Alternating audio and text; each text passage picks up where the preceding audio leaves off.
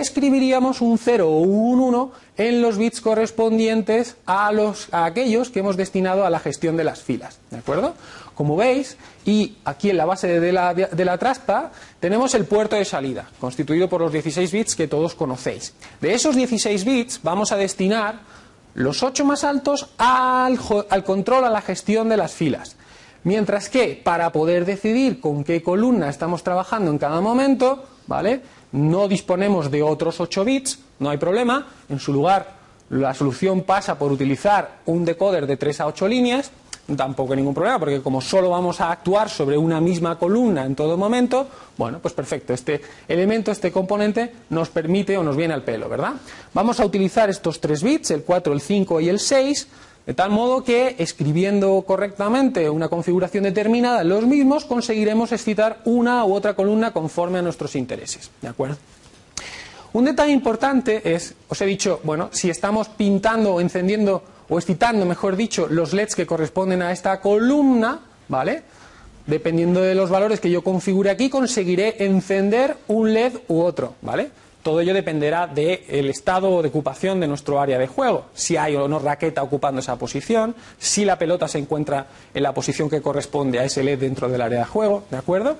Bueno, llamo vuestra atención sobre la pizarra. Esto es un pequeño detalle que puede resultar un poco contraintuitivo, pero que es muy fácil de entender. Si os fijáis en la distribución, en cómo está organizada la matriz de LEDs, para poder encender un LED, ¿vale?, imaginaos que queremos encender el LED que ocupa la posición C, J, F, I, esas coordenadas, ¿de acuerdo? Pues fundamentalmente, ¿qué tendríamos que hacer? Bueno, pues escribir un 1 en este extremo y un 0 en este otro, ¿vale? Por lo tanto, puede parecer un poco contraintuitivo el hecho de tener que escribir un 0 para poder encender un LED, pero bueno, una vez explicado esto, espero que no suponga ningún problema. Un detalle importante que os adelanto desde ya es el hecho de que el puerto va a ser un recurso compartido, ¿de acuerdo? Esto es muy importante tenerlo en cuenta. Esto significa que va a haber 2 procesos en nuestro sistema que van a necesitar utilizarlo y modificarlo, ¿de acuerdo? ¿Qué 2 procesos fundamentales van a ser esos? Pues en primer lugar, una interrupción periódica, que va a ser la que destinemos a la gestión del refresco, de la excitación de estos LEDs, ¿de acuerdo? Y otro proceso va a ser el programa principal. ¿Por qué? Fundamentalmente porque necesitamos poder llevar a cabo la exploración necesaria para poder detectar las pulsaciones de los jugadores, ¿de acuerdo? Esto lo vamos a conseguir de una forma muy parecida a como resolvemos el esquema de excitaciones de la matriz de LEDs, ¿vale? Vamos a excitar una determinada columna de nuestro teclado y vamos a llevar a cabo la exploración oportuna para determinar qué tecla correspondiente a esa fila es la que estamos pulsando en cada momento, ¿vale? En ese sentido, y para poder excitar ese teclado, que os voy a mostrar, a ver, lo tenéis aquí abajo, en esta traspa, ¿vale? Este será el teclado con el que tengáis que trabajar, un teclado matricial, 4x4, ¿de acuerdo? Vamos a trabajar de un modo muy parecido. Vamos a aplicar una excitación a esta columna y posteriormente, y haciendo uso del puerto de entrada, los puertos de entrada y salida están disponibles en esta plataforma, en esta placa que llamamos TL04, a través de estos bancos de conectores, ¿de acuerdo? Bueno, pues vamos a, en este caso, utilizando el puerto de entrada, llevar a cabo las lecturas oportunas para identificar qué tecla es la que ha pulsado el jugador en cada momento, ¿vale? Llamo vuestra atención sobre la necesidad de aplicar una excitación en el caso del teclado también. ¿Por qué? Fundamentalmente porque eso significa que debemos hacer uso del puerto de salida para poder aplicar esa excitación a nuestro teclado, ¿vale? Inicialmente podríamos proponer 4 bits para poder llevar a cabo las 4 excitaciones distintas que necesitaríamos para poder detectar pulsaciones en todas y cada una de las columnas que componen el teclado, ¿vale? Sin embargo, y dadas las especificaciones de la práctica que os hemos facilitado, pues realmente solo necesitamos trabajar o solo necesitamos hacer uso de las teclas que forman parte de la primera columna, ¿vale? Vamos a necesitar teclas solo para elegir el nivel de dificultad y para desplazar la raqueta dentro del área de juego.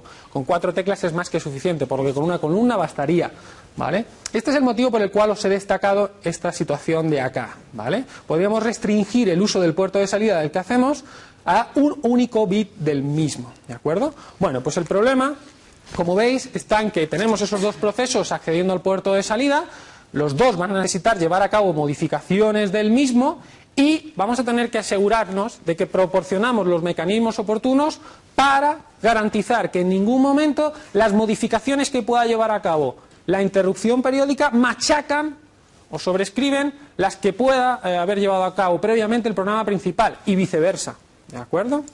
Bueno, tendremos oportunidad de hablar más de este detalle. Bueno, antes de pasar a... Bueno, quizá sí, os voy a comentar ahora mismo el tema de la excitación, ¿de acuerdo? Esta transparencia lo que pretende es ser una excusa para poder explicaros la forma en la que vamos a conseguir efectivamente visualizar esos LEDs encendidos o apagados. Como os he dicho, dice, pues en todo momento solo estoy atacando, solo estoy excitando una determinada columna de LEDs, ¿vale? ¿Cómo voy a conseguir ver encendidos, por ejemplo, los LEDs de esta otra? ¿Vale? Podríais haberos preguntado eso. Bueno, dada la naturaleza matricial, rectangular del juego, pues parece lo más sensato, lo más normal, optar por una solución del siguiente tipo. Vamos a contar con una estructura de datos en memoria, de tipo matricial también, que puede tener carácter binario, ¿vale? De tal modo que su posible valor, 0, 1, podría corresponderse con el correspondiente estado de apagado o encendido para cada uno de los LEDs ligado a las diferentes posiciones de esa estructura de datos en memoria, ¿de acuerdo? De tal modo que, por ejemplo, si yo quisiera encender estos LEDs de aquí, pues estas tres posiciones en nuestra matriz deberían tener un valor 1 y el resto un valor 0, ¿de acuerdo? Bueno, seguimos sin haber resuelto nuestro problema fundamental, ¿vale? Pero estamos muy cerca de la solución. Si contamos con ese tipo de estructura de datos en memoria, simplemente mediante la sucesiva consulta del estado correspondiente a cada una de las columnas, nos permitirá ir aplicando consecutivamente las excitaciones necesarias a todas y cada una de ellas de esas columnas, ¿vale? Claro, tú dices, bueno, seguimos teniendo el mismo problema, ¿no? No, sí lo hacemos con una frecuencia suficientemente alta, ¿de acuerdo? Si nosotros, por ejemplo, en un momento dado, permitidme que utilice esta matriz un poquito más pequeña que la que emplearemos en nuestro juego, pero igualmente válida para poder ver el detalle que os quiero contar, ¿vale? Si en un momento dado estamos aplicando una excitación a esta columna y, por ejemplo, asumimos que los LEDs que debemos o que queremos tener encendidos son aquellos que corresponden, por ejemplo, a estas piezas de tipo Tetris. Bueno, esto viene un poco del año pasado, donde implementamos un Tetris, ¿vale? Bueno, pues las piezas de ese pseudo Tetris estarían delimitadas por ese borde especialmente grueso, ¿vale? De tal forma que si nosotros quisiéramos visualizar esta pieza cuadrada en nuestro display, estos 4 LEDs deberían mantenerse encendidos, ¿vale? Bueno, en un primer momento, nosotros vamos a aplicar una excitación a esta columna y dependiendo del estado de ocupación de la misma, aplicaremos las excitaciones correspondientes a nuestras filas para conseguir el encendido o apagado de aquellos LEDs que nos interesan. En este caso, pues nos tocaría encender el que está en la fila 3, el que está en la fila 4, estos 3 últimos de acá, ¿vale? Esa excitación la vamos a mantener durante un cierto periodo de tiempo, pero no indefinidamente porque tenemos que también atacar o excitar el resto de las columnas, ¿vale? Una solución de compromiso razonable que nos permitirá, por ejemplo, evitar problemas de posible parpadeo apreciable, pasaría por aplicar la excitación durante un tiempo del orden de 3 milisegundos, que es la propuesta que os hacemos. Durante 3 milisegundos vamos a estar aplicando la excitación a esta columna. Transcurridos esos 3 milisegundos, tiempo que vamos a medir haciendo uso de un temporizador, pasaremos a aplicar nuestra excitación a la siguiente. Y en este caso actualizaremos el esquema de excitaciones que aplicaremos en el puerto de salida de forma coherente con la ocupación de esa nueva columna, ¿de acuerdo? Si hacemos eso sucesivamente y de manera razonablemente rápida para conseguir engañar al ojo, ¿vale? La sensación que nos va a dar es la de que en todo momento, bueno, el efecto no está muy conseguido, pero la realidad sería que deberíamos poder ver tal y como lo hemos visto en el vídeo demostrativo, ¿de acuerdo? Esa es un poco la idea con la que vamos a trabajar aquí. Bueno, os cuento un poquito más algunos detalles relacionados con el hardware en la trazpa tenéis un poco lo que os vais a encontrar en el labo. Esta es la plataforma con la que vais a trabajar, ¿vale? Es la entrenadora. Le llamamos entrenadora y no le llamamos Coldfire porque realmente no contiene solo el Coldfire. Contiene el Coldfire y toda una serie de protecciones de carácter o de naturaleza autoacoplada que aseguran que el micro no se destruya en caso de un uso incorrecto o indebido. ¿De acuerdo? Bueno, si echamos un vistazo, si intentásemos imaginarnos cuál podría ser el esquema hardware de nuestro sistema, podría tener una pinta como el que veis ahí. ¿De acuerdo? Vamos a tener la matriz de LEDs, vamos a tener el teclado matricial, la etapa de filtrado, ¿de acuerdo? Si las muestras que nos están dando nos dicen que han sido obtenidas a 8 kHz, ¿vale? Eso supone que el ancho de banda que estamos asumiendo para nuestra señal original es de 4 kHz y por lo tanto desde el punto de vista de nuestro hardware de reconstrucción deberíamos diseñar de igual modo el filtro paso bajo destinado a eliminar las posibles réplicas espectrales, ¿de acuerdo?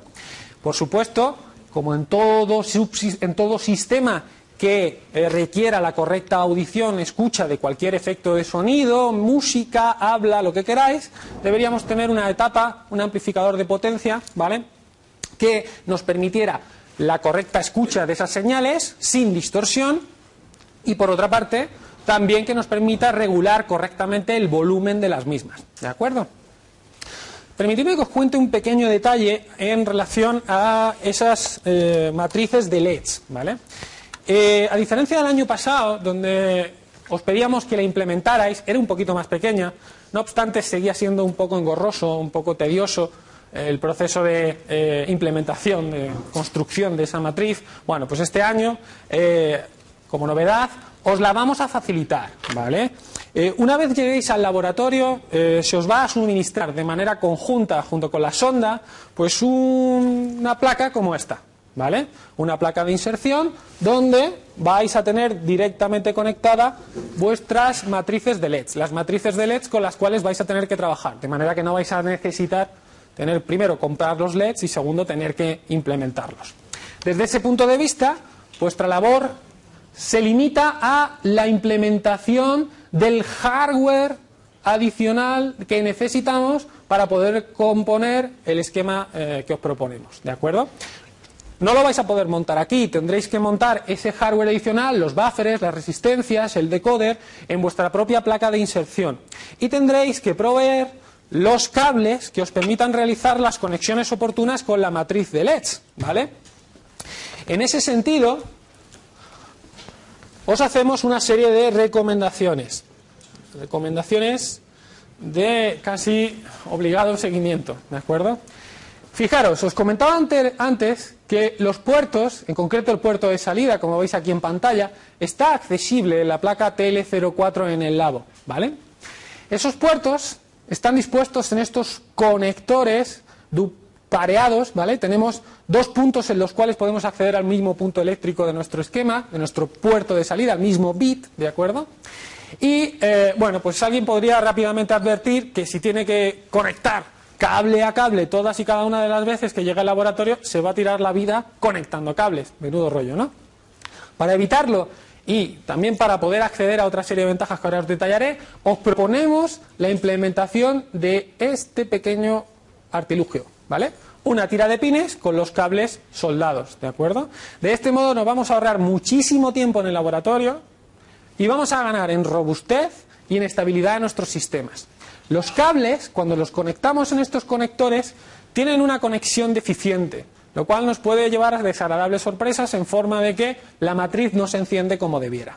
Pero aparte hay otro problema añadido, y es que si lo conectamos directamente, el cable, debido a los posibles, o a los más que posibles diría, seguros esfuerzos de tracción a los cuales los vais a someter, pues lo más normal que puede pasar es que se parta. Al partirse, la parte desprendida normalmente se queda inserta dentro de ese banco de conectores, con lo cual lo hemos jodido, perdonad la expresión, lo hemos fastidiado de tal modo que nadie más va a poder utilizarlo, con lo cual os pediría por favor que os ciñerais a este tipo de solución. Para todo aquel al que no le guste ese tipo de solución, bueno, proponemos otra alternativa. Este tipo de cable está presente en cualquier PC que tengamos en casa. Bueno, quizás si es muy moderno o no, debido a la implantación del del SATA, de los puertos SATA, pero bueno, si tenéis acceso a un cable como este, forma de bus, ¿de acuerdo? Podemos hacer una solución bien sencilla, que es con una tira de pines similar a la que tenemos en la traspa, en la foto, los conectamos debidamente y simplemente tendremos que llegar y conectar donde necesitemos, ¿de acuerdo? Bueno, esto puede ser una solución también cómoda para simplificar nuestra vida, facilitarnos la vida en el laboratorio, ¿de acuerdo? Bueno, un pequeño, digamos, un detalle más cercano de lo que os espera.